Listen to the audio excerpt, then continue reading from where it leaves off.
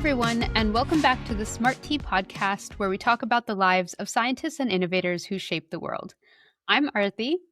And I'm her mom, Jyoti. And today, Mom, I have a real twister of a story for you. And you won't get that reference, but our audience will, because they will already know the title. So they'll get my little joke. That's not fair.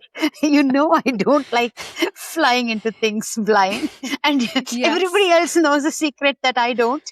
Okay, we'll put you out of your misery. So today we are going to be talking about Dr. Tetsuya Theodore Fujita, who is also known as Mr. Tornado. Oh, did he chase tornadoes? I wouldn't say he chased them. He kind of came in after the fact, but yeah. All right. This sounds exciting already. Let me buckle up for the tornado guy. So quick fun fact before we get started. Did you know that the US gets over 1,200 tornadoes a year on average? And that is about 75% of all global tornadoes. Oh, I did not know this. Yeah. What? Wow. We in the United States get 75% of all the global tornadoes? Mm-hmm. Why? Great question. I looked it up because we literally have the perfect terrain for it. The middle of America is this huge flat area, like a lot of wide open grassland. And that, especially in the summer, can heat up very quickly. Yes. And there's also access to moisture from the Gulf of Mexico. And so this warm, humid air rises over these flat terrains. Yes. And that creates the perfect conditions for thunderstorms and tornadoes to form. Oh, wow. So this perfect trifecta of three different factors coming together to create a tornado-friendly situation. Yes. Yeah. I did not know this. I am excited for this story already. Let's get into his story. So, as part of my research, I was listening to an interview that Tetsuya Fujita recorded in 1988. And it was carried out by the American Meteorological Society's Oral History Project. The interviewer, Richard Rotuno, asked Tetsuya to introduce himself. And I thought it was a perfect introduction. He said, quote, "I was born in Japan, of course, way back in October 23, 1920. I am 67.4 years old," end quote. Oh, very precise. Yes. So you can already tell he's a scientist and a meticulous one at that. Yes, very clearly marking his time. Very nice. Yeah. He was born in the Fukuoka prefecture, which is on Japan's southernmost island, Kyushu. These words are very strange in my ears. Okay. But I took Japanese for 7 years. Yeah, that's true. That's true. So so it's a little easier for me. I hope I do it justice. This was a long time ago that I took Japanese, but I do remember some of the things. So yes. So Tetsuya was the oldest son, and he had a younger brother and sister. His father, Tomojiro, was a grammar school teacher, and his mother, Yoshie, was a housewife. His father hoped that Tetsuya would follow in his footsteps and become a school teacher also. And in fact, his younger brother became a teacher, and his sister-in-law was also a teacher. And so he's coming from this family of teachers, and initially Tetsuya also thought that this would be his career as well. But from a young age, he was also fascinated by the natural world around him, particularly, quote, "the angry face of our living planet," end quote. All the things that are destructive to us. Like you said, the tornadoes, the cyclones, earthquakes. Yeah, so there weren't really tornadoes in Japan, but he did enjoy hiking to nearby volcanoes. Oh. When he was in middle school, he accurately computed the time it took for the sun to do a full rotation by making a pinhole camera and observing the sunspots as they moved around the sun. Oh, wow. Wow. Another time he heard that a typhoon was coming And so he went up to the roof of his house to try and measure the wind speeds Oh of the my God. typhoon. But Oh, then his father freaked out and dragged him back yes. down, yelling, "That's a most dangerous place." Absolutely. He would have been blown away. Absolutely. Oh, goodness. Just some insight into the way he's thinking. Like, there's a He's typhoon thinking, coming. yeah. I should go to the Yes. roof. Yes. He's so immersed in his excitement and curiosity that personal safety is not even on his radar at this point. And then one more story that he told in his interview, which I think is helpful to understand his character, is that one year their school teacher took them on a trip to visit a historic site called Ao no Domon. And it's located near this dangerous cliff that people would have to climb over in order to reach a shrine. And people would slip and fall on their way to worship and they would die. And so legend has it that there was this Buddhist monk who decided to dig a safe tunnel through the cliffs for people to use instead. And so this is that historic site. You can go and see this tunnel that, Okay, has got been it. dug. And it's said that it took him 30 years. Most sources say 30 years, but when Tetsuya tells the story, he says 20 years. So, Okay. anyway, it took a long time to carve a 185-meter tunnel with just a small hammer and a chisel. I admire the Buddhist monk who had the patience to do this. Yes, that's the right answer. Yeah, so that's the right answer. So Tetsuya's teacher asked the class to write what lesson they learned from this story. And I'm sure patience or endurance or something is the correct answer. But Tetsuya wrote that the monk had been very wrong. Oh. He said, quote, "If I assumed that it would take 20 years to dig the tunnel, the first 10 years I would invent a tool. Then I would accelerate the job, and in the second 10 years, I would complete it. After my death, people would see both the tunnel and the tool. However, this monk worked very hard, but what he left behind was just the tunnel," end quote. Oh, wow. So basically, in his words, you're supposed to work smart, not hard, or work smart and hard. And the monk had only done hard work and not smart work. That's what he's saying. And also leave something so that other people can now carry forward the same work that you did. Who else has 30 years to dig a tunnel? Now, gives people the tool to do it faster. You've, benefited humanity even more. But the thing is, the monk has already done a lot to benefit humanity. It's Yes. like, it's not enough. No, you didn't meet my standards. You need to do more.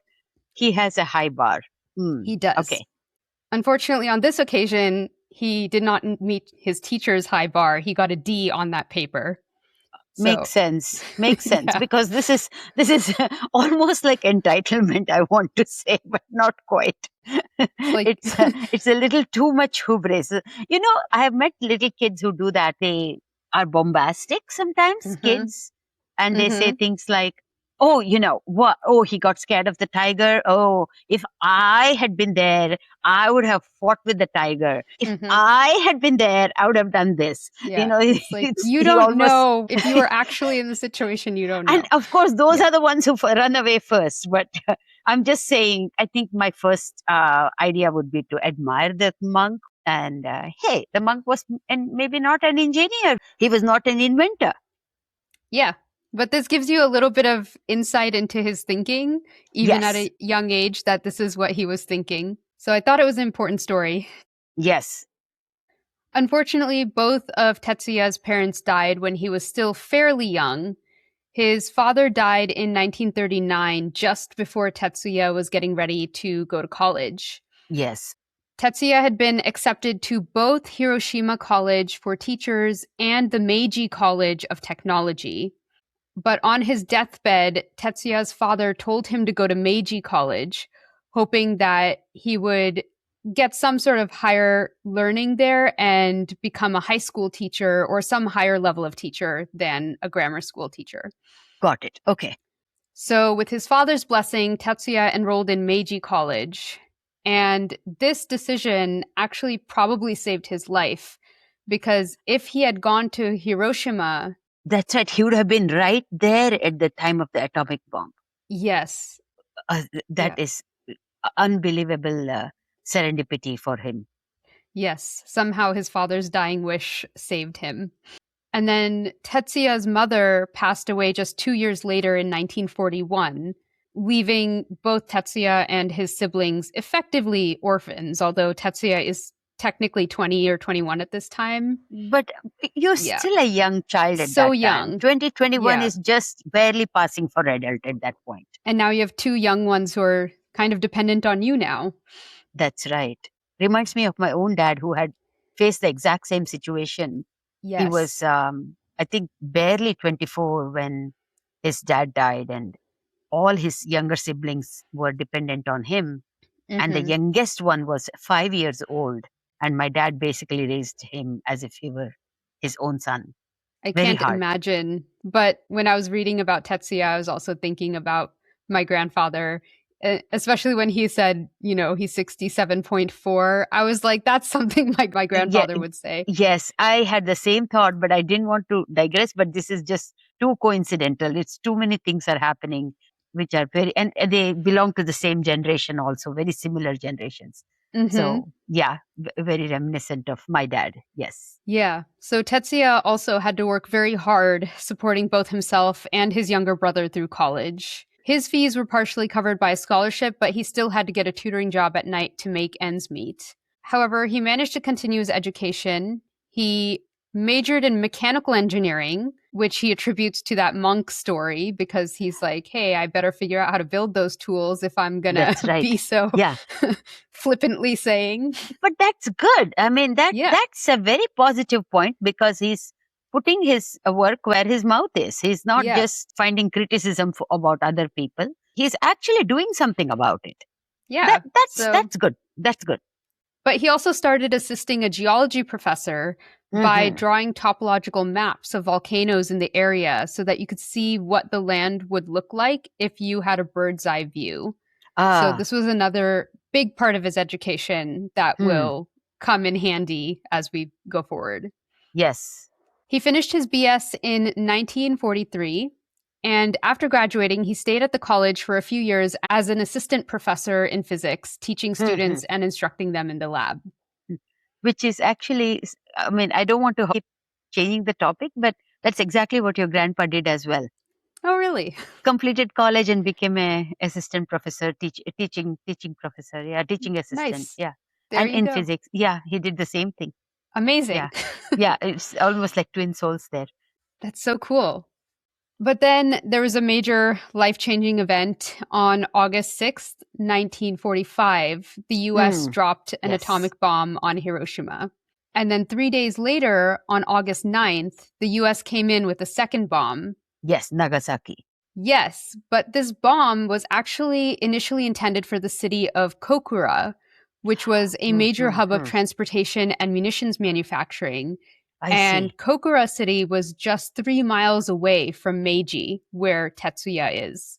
Oh, he is escaping death by a cat's whisker, Yeah, just by narrowly. hairline changes of plan, and he's kind of. Yeah. So, what saved his life actually is that morning over Kokura, there was a thick layer of fog that was covering it, obscuring the bomber's view. I did hear that. I did hear that. Yes. So Yes, they I. diverted to Nagasaki instead. Yes, yes. Wow, Yeah. how life changes in unexpected ways. So after the bomb blasts, Tetsuya and his students volunteered to help study the aftermath of the blast in either place. Nagasaki and Hiroshima were both equidistant from Meiji. And so they were sent to Nagasaki to kind of help understand what they could about these unprecedented weapons and, their effects. So based on the damage that he saw, Tetsuya was able to triangulate exactly where the bomb had dropped and calculate that it had exploded 520 meters above the ground. He also created maps of the damage and studied how the wind affected the fallout patterns. Mm-hmm. And he noticed an interesting pattern that all the trees and the structures that were just below, like exactly below where the bomb had dropped, those Mm-hmm. structures were still standing. But Ah, starting 300 to 600 kilometers away, or 180 to 370 miles away, the trees and the buildings had been kind of blasted outwards with the debris falling away from the bomb's epicenter. Okay. So the epicenter is okay, but it's an outward explosion.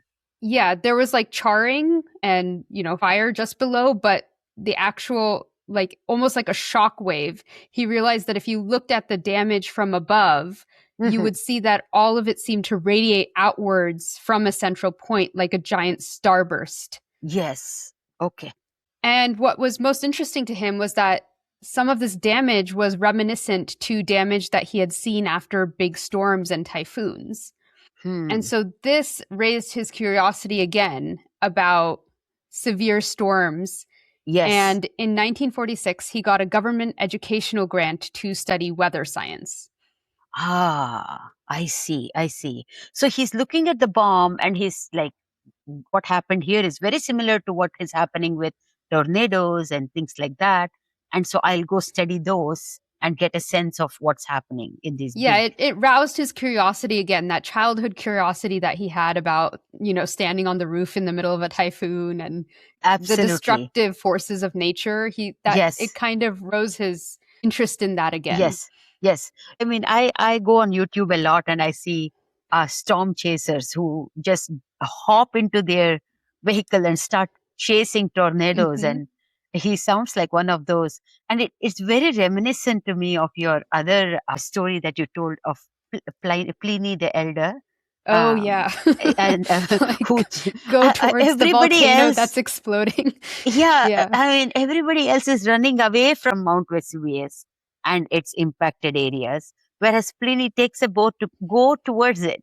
And Yes. this reminds me of that as well, where here it is, this big atomic bomb has fallen on Nagasaki, and he Hmm. volunteers himself to go there. And the more I think about it, the more I feel, wait a second, there was radiation still lingering around. Hmm. And they did say that some of his students did feel nauseous and sick due to the Yeah, radiation. He himself was okay, but yeah. yeah, a lot of his students did feel the effects of the radiation. Yes. In today's world, that was a lawsuit waiting to happen. But they didn't know. Yeah, Correct. they didn't know. So Correct. Hmm. yeah, so he gets this government educational grant to study weather science, and he starts Yeah. studying thunderstorms in his area, measuring the frequency of the lightning bursts, wind speeds, barometric pressure changes, and cloud formation. In 1947, Tetsuya decided to pursue a PhD. He contacted a professor at Tokyo University, Dr. Shiono, who Hmm. agreed to be his thesis advisor. And he decided to pursue meteorology so that he could keep studying storms, but also because apparently it was cheaper than studying physics. And I guess that's because, like physics, he would need a lot of expensive equipment. But for meteorological studies, all he really needed was a pen and paper. Oh, interesting. A physics laboratory would need more equipment, I guess. Because initially my thought was that physics was a more in demand field and That therefore, might be true too. yeah, and Yeah. meteorology, there was nobody joining and therefore things were better. But you're right. It's equipment related, probably. And that's also what he said. He said that all he needed was a pen and paper to study meteorological science. And so he was like, okay, that works for me. And he's on a Hmm. tight budget. He's trying to put his younger Younger sibling through siblings, college yes, too. younger siblings through Yeah. college. Yeah, yeah. Yeah. Money matters. Yeah. He started taking classes at the local weather service, and through them, he got access to a weather station on Saburiyama's mountaintop. And that weather station actually really was just a small wooden cottage with instruments that studied wind speeds and changes in atmospheric pressure during thunderstorms. Okay. Hmm. So nothing fancy. I was Okay. really envisioning like this big, like, ooh, with computers and like all this stuff. But he's Yes. just like, no, it's This just a is wooden just, shack on yeah. top of a mountain. He also studied typhoons, which are more common in Japan. Okay. And he's Hmm. watching these storms and he's collecting this data and he's meticulously drawing out what's happening on these topological maps. So if you were to look at the Yes. storm from above, the high pressure points would be over here, the heaviest rainfall would be over there. Yeah. And then he's like mapping the storm over time. So as it's moving in the direction of the wind, he's creating these like, time-stamped maps that are very detailed, very information dense maps. Incredible that he was able. Nowadays, the computers just generate these maps, and you see the storm floating above, or even the the cold wave is coming in or something like that, and they show the heat wave coming in or whatever. And he's doing all this by hand, making the calculations happen, and then figuring out, timing it out. That's a lot of work. Okay. Yeah, and they were more detailed than anybody had ever created before. But honestly, no one really cared that much about his work. It wasn't like groundbreaking or anything, according to a lot of people. They're like, whatever. But one day, he was presenting his work at a conference, and after his talk, another attendee came up to him. So listen to how many things have to connect here. So this other attendee is at the same conference as him, heard his talk, came up to him, and this other attendee said that he had been at a nearby U.S. Air Force radar base, and he found an article in the trash can.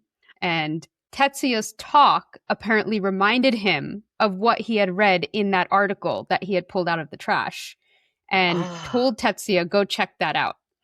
Oh, interesting. Okay. Yeah. So the article that had been in the trash can was called Non-Frontal Thunderstorms, and it was written by an American professor, Dr. Horace Byers from the University of Chicago.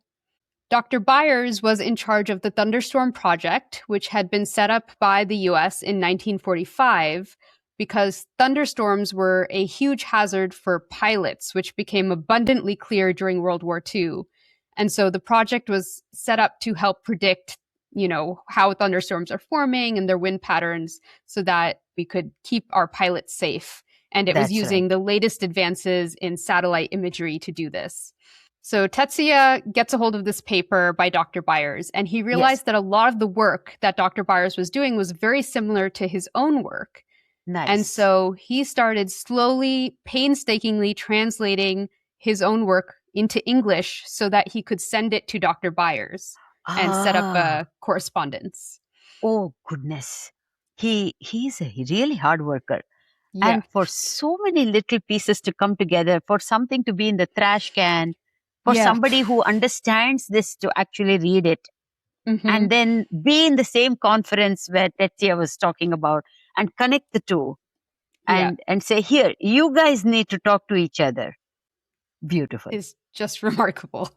So Tetsuya sent Dr. Byers a paper that he wrote in 1950 where he predicted that thunderstorms, which, as we mentioned in the very beginning of this, are formed by powerful drafts of warm air rising. So Tetsuya predicted that these thunderstorms would also have equally powerful downdrafts of cool air right in the middle of the storm.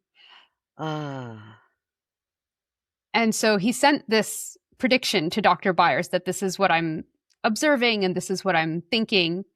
And Dr. Byers read this and was just amazed at this insight that's coming from just one PhD student. He said, quote, "We spent millions of dollars to discover downdrafts. How much money have you spent to end up with this kind of downdraft?" I said, "I made a microanalysis and maybe spent $100 at most." He said, "Come over right away," end quote. These intuitive leaps of faith that these scientists are able to make, and then it just becomes transformative for the field that they are studying. And that's where the groundbreaking work comes from. It's not throwing money at it. It's actually just that being able to see the big picture and say, here, I think this is what must be happening. And just observing like all these meticulous maps that he's drawing, he's noticing that, hey, it looks like something's happening there in the middle of the storm. It looks like the wind is moving kind of downwards. It looks like the rainfall is heavier there. Yes. That would make sense, actually, that there's a downdraft happening there. Yes. And these Americans are spending millions of dollars to discover the same thing that he's discovering by observation, basically. That's right. That's right. And again, it's bringing back to my mind the atomic bomb at Nagasaki and how he observed that the center was safe. So there must have been a similar pattern going on there. Yeah, so we're going to come back to that idea. It's Okay. all going to come together Oh, beautifully. You'll see it goodness. all. Okay, Yeah. okay. This is so exciting. Yes. So Dr. Byers said come over right away, but Tetsuya said he needed to finish his PhD first. So hang on. So Dr. Byers waited patiently until Tetsuya finished his degree, and then in 1953, he invited him to spend 1 year at the University of Chicago with his team. So Tetsuya got on board a flight to America with $22 in his pocket, which was the maximum he was allowed to travel with due to strict controls on Japanese currency after the war. Yeah, there were a lot of rules like that. I also remember something like this.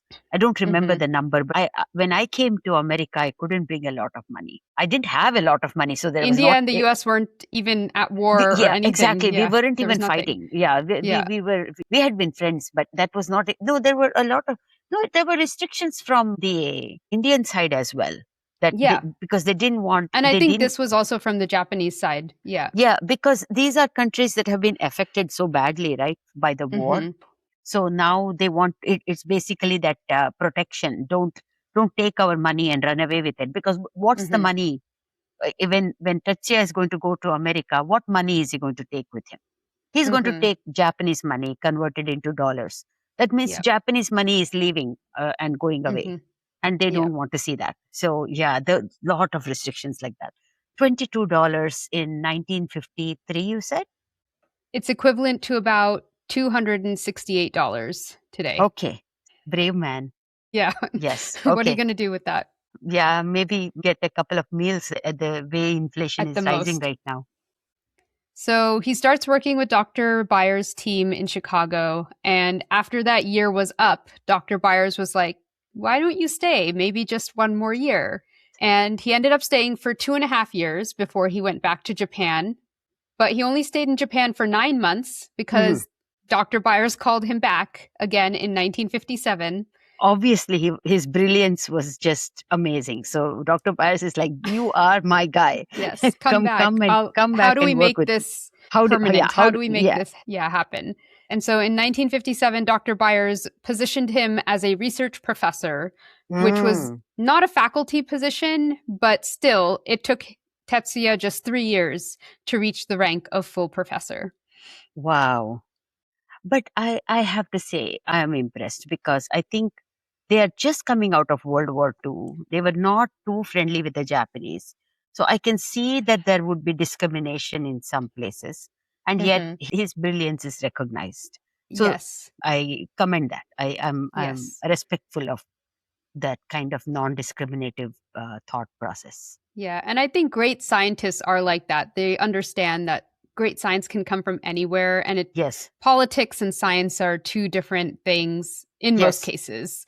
No, I'm thinking of the other stories that you said of Vivian Thomas and things like that. And just because of color or race, they kind of are discriminated against. And that is not happening to this guy. So that's a bit heartening, actually. So a positive, good feeling. Yes, it's a very positive story. Yes. In the US, Tetsuya adopted the middle name Theodore and started going by Ted Fujita, which was easier for Americans to pronounce. Yes, I have seen that being done. A lot of Asians do that. Just get a simpler name that can sit better on the Western tongue. Yeah. And so I think from now on, I'm just going to call him Ted because he was called Ted for his professional life. Okay.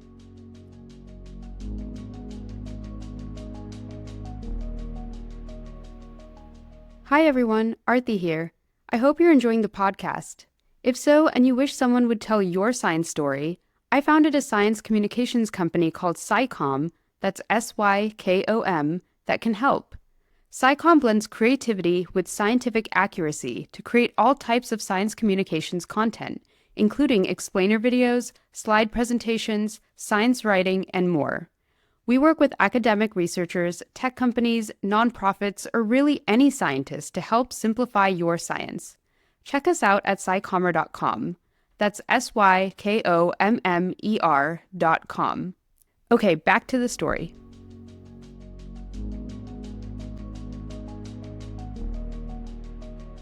He came back to the US on June 20th, 1957, and it was just in time for a devastating tornado which hit the town of Fargo, North Dakota.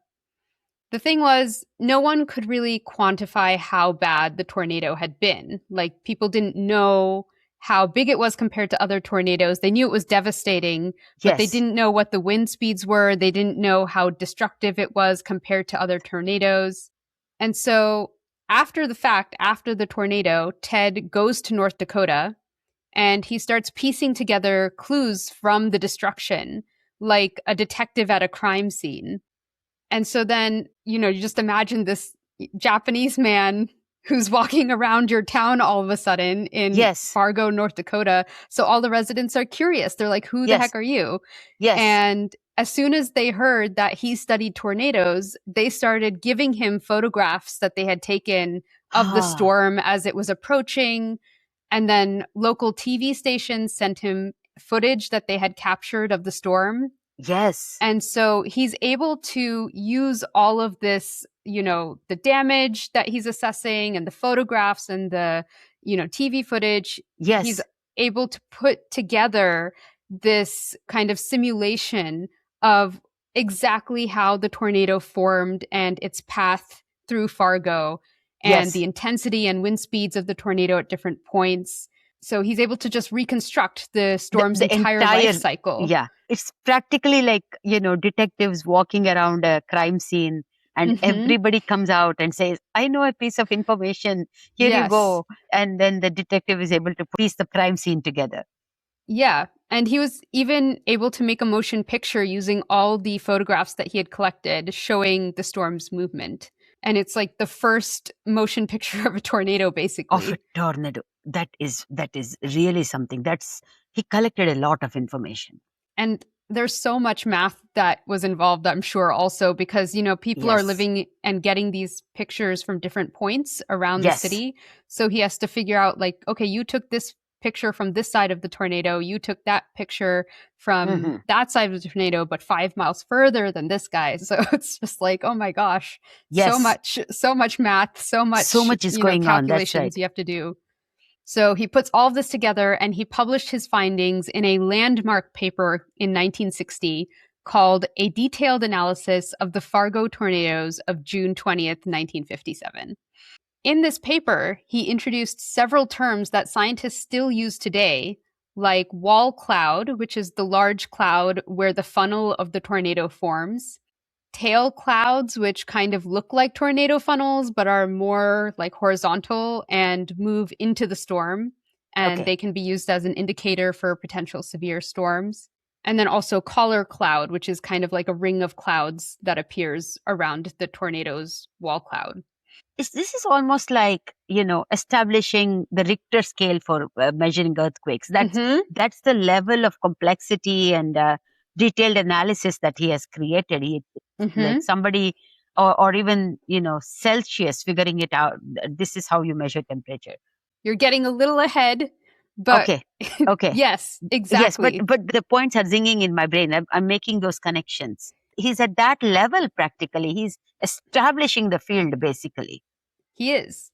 But the other thing that he notices something strange, that many times he would see that one house had been completely swept away down to its foundations, but the house next door looked completely untouched. I've heard of this also. Yeah.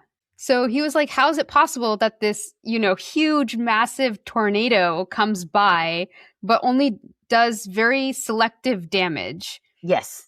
And he begins to theorize that maybe in Fargo, instead of a single large funnel, the damage that he was seeing was actually more consistent with several smaller funnels that kind of traveled together in a group around a central core vortex. Yeah, and that the unity of the multiple funnels creates the illusion of a big tornado, but it's actually multiple miniature tornadoes all traveling together.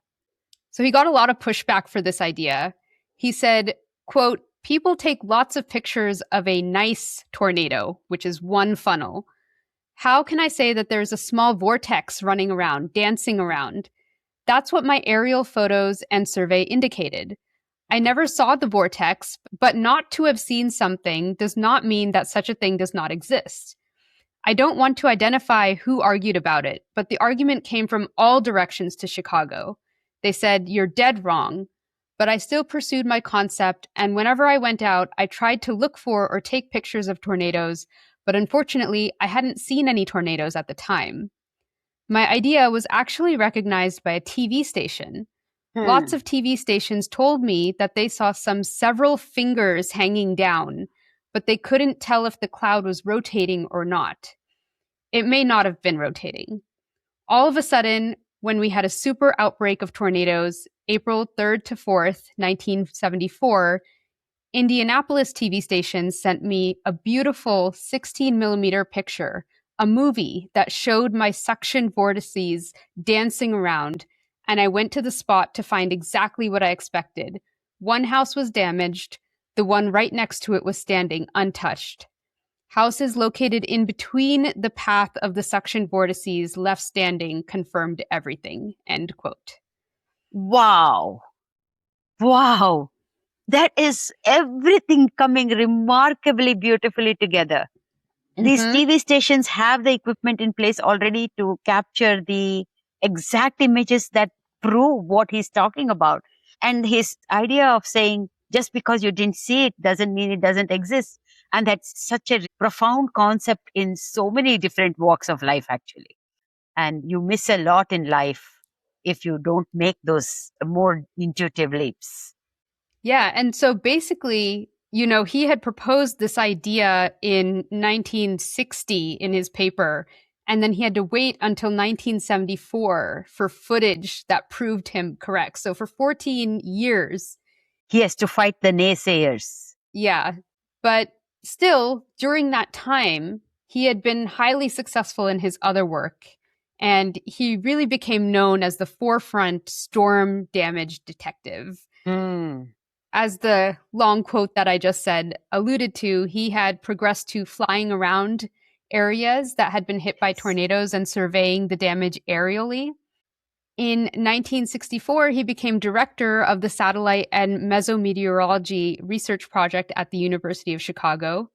He also, on a personal level, got U.S. citizenship in 1968. Okay.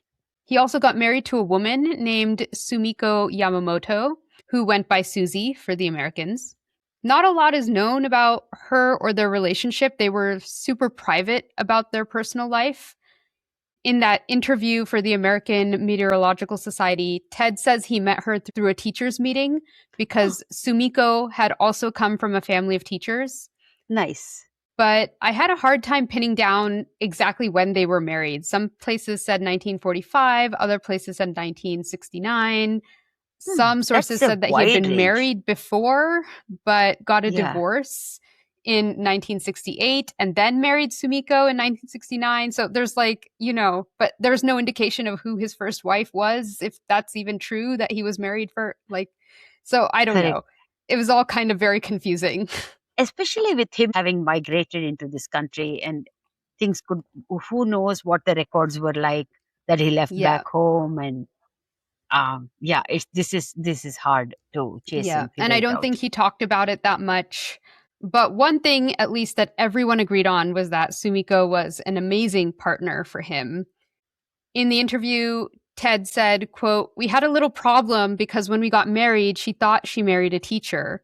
I told her she had married a teacher, but she found out that I was flying around on all these especially dangerous flights.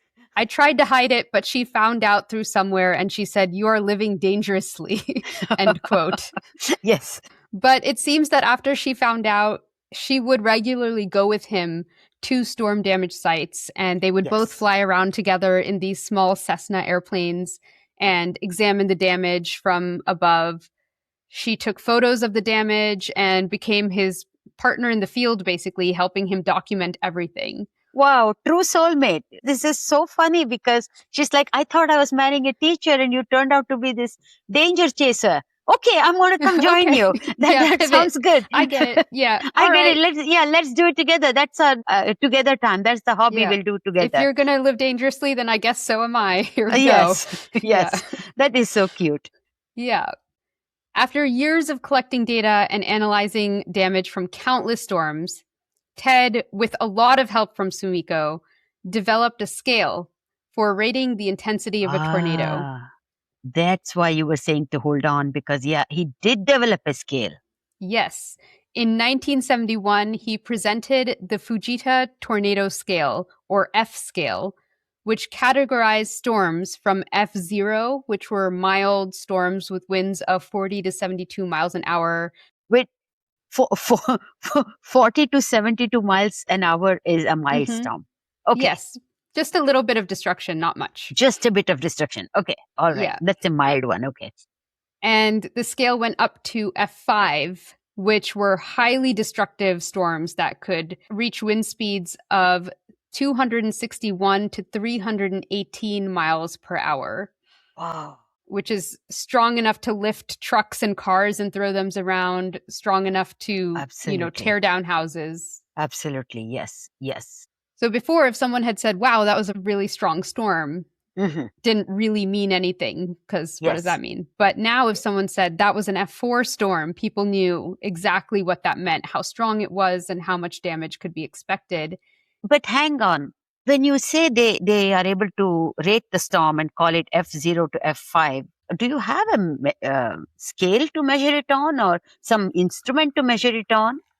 Or are you just, I don't think not during the storm, but but after you're the storm. deriving what the storm intensity was based on the damage it has left behind? Correct. Okay. Yeah, All right. correct. Mm-hmm. And this scale became invaluable in not only understanding which tornadoes would be most dangerous, but also in helping develop ways to forecast them so that people could be warned and get to safety when a big one was coming.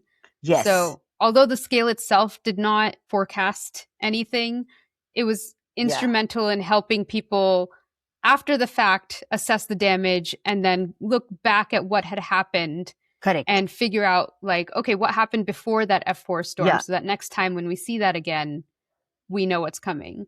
Especially because you're able to predict the expected wind speed, for example. I don't know what else they could predict beforehand, but the amount of rain associated with it, the amount of wind associated with it, and based on prior experience and on that now that new F scale that he has created, they can tell them, okay, this is going to be really bad. Step away, guys. Yes. Over the years, Ted kept refining the scale as he learned new information. And on February 1st, 2007, the National Weather Service upgraded the scale to the Enhanced Fujita Scale, or EF scale, to, quote, reflect better examinations of tornado damage surveys so as to align wind speeds more closely with associated storm damage, end quote. And I looked into that. I was like, what the heck does that even mean? And Yeah, basically, it sounds like construction quality improved over time. And that's a good so point. buildings could actually withstand heavier winds than before. So the scale was no longer accurate. Yes. So you have to tweak the scale to understand what exactly is going on. Yeah. So by now, Ted has really earned the nickname Mr. Tornado. Whenever there was a severe storm, he was called on to assess the damage and lend his scientific expertise. He was also very charming, and so news reporters loved interviewing him. He built a tornado simulator at the University of Chicago that he invited guests to come and see while he talked to them about tornadoes. Yes.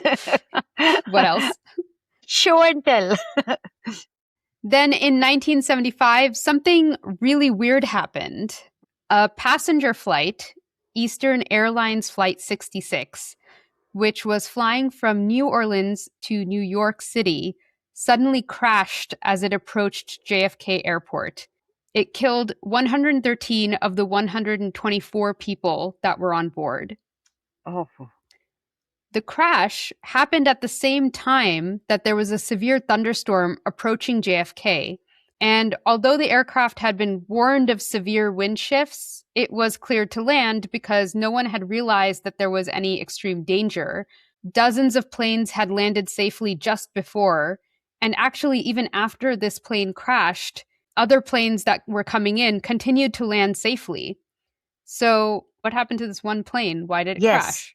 So, the airline calls in Mr. Tornado to Of assess the course. damage and Yes. see if he can figure out what went on. He will piece the information together to figure out what happened. Mm-hmm. So, Ted comes to look at the plane wreckage and he realizes that he's seen this type of damage before. He's seen it when he's been examining the damage after other storms, but more importantly, he's seen it when he was studying the damage in Nagasaki after the atomic Oh, bomb. he's connecting those big pieces. Okay. It's that same starburst pattern where there's a central area with very little damage, and then further out, the damage seems to radiate outwards. Ah, And he had also seen this starburst pattern in other storm damage areas. He had seen like little mini starbursts, like mini atomic bombs had gone off after big storms. And okay. so he had been noticing this starburst pattern has been appearing randomly in different places. And he had been forming this hypothesis in the back of his head. Yeah. But now at this plane crash, he feels confident enough to put forth this hypothesis that, so remember way back, he had figured out that thunderstorms had downdrafts. Correct. Yes. Yeah. So he thought that if you had a very strong downdraft, so a big gust of wind that blows directly downwards, the wind would hit the ground and then radiate outwards, almost like a bomb falling. I see. Yes. And he theorized that it was just this very small, localized downdraft, which he termed a downburst or a microburst.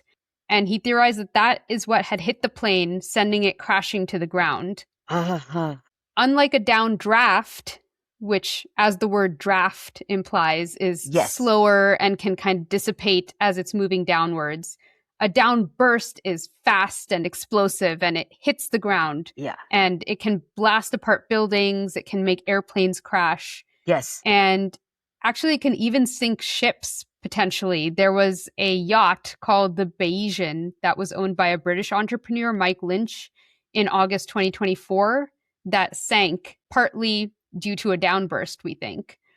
Oh, wow. And I feel like I remember hearing this story too, that some like millionaire yacht sank like super suddenly, but all the other yachts in the marina were untouched. And so people were just like, what the heck? Like it must have been sabotage or That's like right. something happened to that one yacht. That to one parse yacht. out that kind of, it's hard to figure out why one out of so many. Yeah, but this is reminiscent of the tornadoes as well, where you have one house standing, but the next house is not. Yes, exactly that. The microburst could just damage a very small area and leave other nearby areas untouched. Very localized. Yes. Again, Ted faced a lot of pushback from scientists saying that they had never seen a microburst, so that can't be real. Okay. But this time he was backed up by the pilots who said that they had experienced pretty much exactly what Ted had said a microburst would feel like. But either luckily in those cases, the pilot had been at a high enough altitude to recover from the downburst, or they had just heard reports from survivors of other crashes. Yes. So it's not like if you have never seen it, it didn't happen kind of thing. No, we are seeing it. This is right. Yeah, we felt it. We felt this. Yeah. And thanks to his work, airlines made changes to their operations, including mandatory pre-flight checks for wind shear during storms that, has probably saved so many lives. I can't even count how many. Yes. Big monumental changes to the procedures and flight patterns and things like that. That's huge contribution to humanity. Very, very big. Yeah. He also, in order to prove to his naysayers that he was right, he tried very hard to capture a microburst on camera, but it took him almost 7 years. Oh, the first one took 14 years. Now this one is taking 7 years. Okay. But that day that he managed to capture it was June 12th, 1982. And it was actually the day that Ted witnessed for the first time a tornado while it was happening. So he was 61 at this point, and up until now, he had always just been studying the aftermath of these storms. Yes, that's interesting. The tornado guy is seeing his first tornado ever at the age of 61. That's Yes. almost ironic. Yes. Yeah, so he was near Bennett, Colorado, and he noticed a tornado was coming down. It turned into an F3 storm, and he was Mm. able to witness and capture evidence of 3 microbursts. He Mm. was absolutely thrilled, and he described it as, quote, one of the best tornado data sets ever collected, end quote. Each one has something that thrills them in life. Yep. For him, it's a tornado. Okay. Mm-hmm. A good F3 tornado. Very thrilling. Yes, very thrilling. I got some good data from that. That was excellent. Fun guy. Ted continued studying tornadoes for pretty much the rest of his life. Mm. In the 1988 interview when he was 67.4 years old, remember? Yes. He was asked whether he was considering retiring and going back to Japan. But he said, although he liked to joke about retirement, quote, the true story is that I'm a US citizen. I'm very proud of it. I have lots of professional friends, young and old. All of the conflicts and all kinds of different ideas I went through, but all of them are good friends. I will spend the rest of my life here, and that's my life, end quote. That's beautiful. This Mm-hmm. is such a recurring theme among immigrants because I feel like that too. And Yeah. it's like you have a birth mother and an adopted mother, that kind of thing. Mm-hmm. So America becomes the adopted mother. And you're very grateful to have the love of the birth mother and the love of the adopted mother. Very fortunate to have that kind of love from multiple places and to feel comfortable in all different environments. It's very enriching, actually. And I think he kind of knew that if he went back to Japan, he wouldn't have the same kind of professional life as he did in America. Yeah, each mother gives a different gift to the child. So Japan gave him birth and gave him those beginning roots. But then here Mm-hmm. in America, he got all the tools that he wanted to, and he was able to develop professionally. Yeah, absolutely. Why do you have to choose? Can't you? Like I said, I consider myself a global desi. That's what they call people who are from India who have gone and settled abroad. Desi means somebody from India. So, but I'm a global desi. I'm Indian at heart, but I belong to the entire world. You're limitless, basically. There are no limitations. There are no boundaries. You belong to the world. And the work that he did enriched the entire world. It wasn't like he Mm-hmm. only benefited Japan or only benefited America. He was looking at humanity. And that actually segues really nicely into what he said next. He was asked if there was anything else he wanted to study. And Ted said he wanted to continue studying severe storms, but take his research global and try Nice. to figure out why other areas of the world, like China, which also seemed to be good breeding ground for tornadoes on paper, actually had much weaker storms than the US for some reason. Hmm. So Hmm. he wanted to continue looking into this. Yes. His thought process seems to resonate with me quite a lot. It's like scientific curiosity. It doesn't matter who doesn't, you don't have to tie it down with a name and a place and a nation and things like that.